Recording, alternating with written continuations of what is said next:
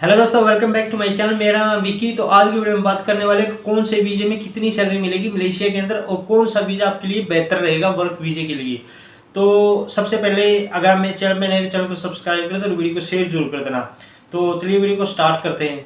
तो जैसे कि आप वर्क वीजे पे आते हैं मलेशिया के अंदर, तो आप जैसे आप प्रोफेशनल वीज़ा लेते हैं जिसको बोलते हैं आज़ाद वीज़ा, भी आप कहीं भी काम कर सकते हैं। प्रोफेशनल वीज़े के अंदर आप छोटा मोटा बिजनेस भी स्टार्ट कर सकते हैं।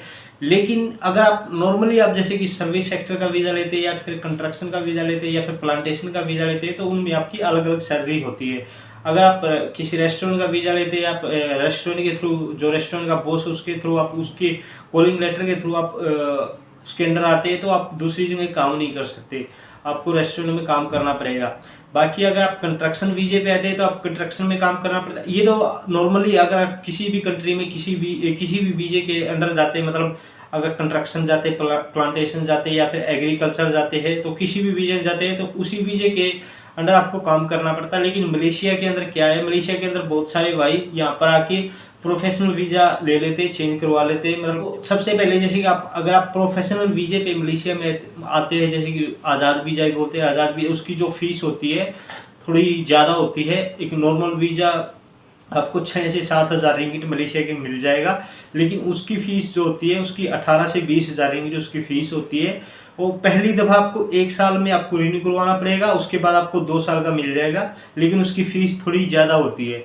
लेकिन जो नॉर्मली वीज़ा है, अगर आप जैसे रेस्टोरेंट के थ्रू आते हैं, किसी बॉस के रेस्टोरेंट में काम करने के लिए आते हैं तो आपको रेस्टोरेंट में ही काम करना पड़ेगा, तो उसमें आपको वीज़ा 3 साल का मिलेगा। बाकी अगर आप कंस्ट्रक्शन में आते हैं, एग्रीकल्चर में आते हैं, नॉर्मली आप किसी भी कंपनी में जाते हैं तो आप उसके अंडर आपको काम करना पड़ेगा। लेकिन अगर आप जैसे कि यहाँ पर आगे वीज़ा लगवा लेते किसी एजेंट के थ्रू, आप उस कंपनी में काम नहीं करते लेकिन आप काम दूसरी जगह करते हो, वो भी इलीगल आ जाता है। तो मैं आपको बता देता हूँ, अगर आप नॉर्मली आप किसी जैसे कि कंस्ट्रक्शन का ले लेते हैं, प्लांटेशन का, एग्रीकल्चर का, सर्विस सेक्टर, कोई भी वीज़ा आप लेके दूसरी जगह काम करेंगे वो इलीगल है।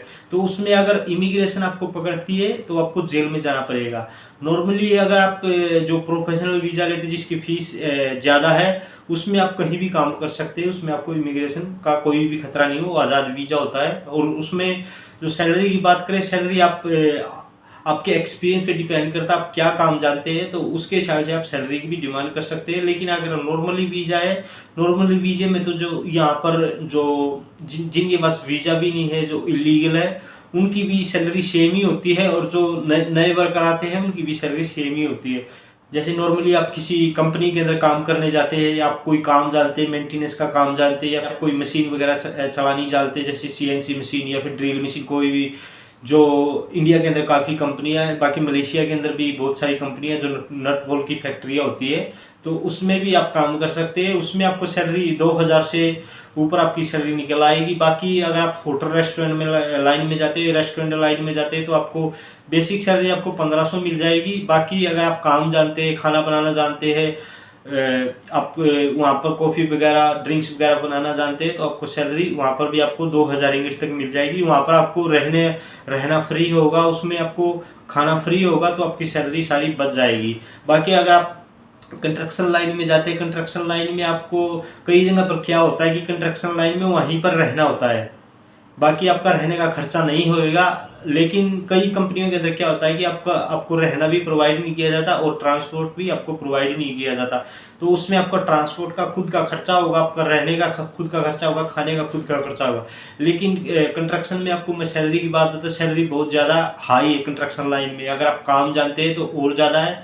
बाकी अगर आप लेबर में जाएंगे, लेबर कैटेगरी में भी आपको एक दिन का 100 से लेकर 120 रिंगिट तक आपको मिल जाएगा, जो लेबर कैटेगरी में आता है। अगर आप काम जानते हैं, वेल्डिंग का काम जानते हैं या फिर आप कोई भी काम जानते हैं कंस्ट्रक्शन लाइन में, तो आपको सैलरी ज़्यादा मिलेगी। लेकिन उसमें कई जगह क्या होता है, आपको ट्रांसपोर्ट और खाना जो आपका रहना खुद का होगा। बाकी कई कंपनियों के अंदर जो मतलब जैसे कि कई साल का कॉन्ट्रैक्ट लिया हुआ, जैसे कि बड़ा बिल्डिंग बनाना या फिर कई बिल्डिंग एक साथ में बनाई है, तो वहाँ पर आपको रहना फ्री में मिल जाएगा। वहाँ पर जो कंस्ट्रक्शन की साइट होती है वहाँ पर टीनों के घर दिए जाते हैं जिनके अंदर एयरकॉन भी होती है। तो मैं उसके बारे में नेक्स्ट वीडियो में आपको बताएगा कि कैसे घर होते हैं, दिखाएगा आपको कंस्ट्रक्शन लाइन में कि कैसे घर होते हैं। तो मलेशिया के अंदर नॉर्मली इलीगल भी यहाँ पर काम कर रहे हैं बहुत सारे अभी चले गए, क्योंकि आउट पास ओपन किया हुआ जून तक है। तो जिन भाइयों को भी जाना वो जा सकता है। बाकी जो न्यू ट्रैवलर आएंगे वो उनके लिए बेहतर वीजे के लिए मैं आपको बता देता हूँ, अगर आप किसी भी कंपनी के अंदर आते हैं तो उसी कंपनी के अंदर आपको काम करना बेहतर आपके लिए फ़ायदेमंद है। बाकी अगर आप बाहर काम करना चाहते हैं, इधर उधर काम करना चाहते हैं, आप किसी कंपनी के नीचे काम नहीं करना चाहते, तो आप अपना जो प्रोफेशनल वीज़ा लेके आए, आज़ाद वीज़ा लेके आए, उसमें आप कहीं भी काम कर सकते हैं मलेशिया के अंदर। बाकी मलेशिया के अंदर आप सैलरी जो इंडियन रुपीज़ की बात करें, मलेशिया के अंदर आप 40 से 50 हज़ार तक महीने का कमा सकते हैं। इस वक्त लॉकडाउन के बाद की बात मैं आपको बता रहा हूँ, इस वक्त आप मलेशिया के अंदर हार्ड वर्क करके 40 से 50 हज़ार रुपये तक कमा सकते हैं इंडिया के। मलेशिया के अंदर फिलहाल अगर आप लेबर कैटेगरी में जाते हैं तो 2000 रिंगिट तक आप नॉर्मली कमा सकते हैं। बाकी उसमें आप अगर आप ओवर टाइम लगाते हैं, ज़्यादा हार्ड काम करते हैं, कोई एक साथ में दो जगह काम कर रहे हैं, तो उसमें आप 3000 रिंगिट तक भी कमा सकते हैं, जो कि अगर आप इंडिया में कन्वर्ट करेंगे वो 40 से 50 हज़ार रुपये बन जाते हैं। तो इस वीडियो में जानकारी दी, आशा करता हूँ आपको मेरी वीडियो पसंद आएगा। तो मिलते हैं अगले वीडियो के साथ, तब तक आपका बहुत बहुत धन्यवाद। जय हिंद, वंदे मातरम। ठीक।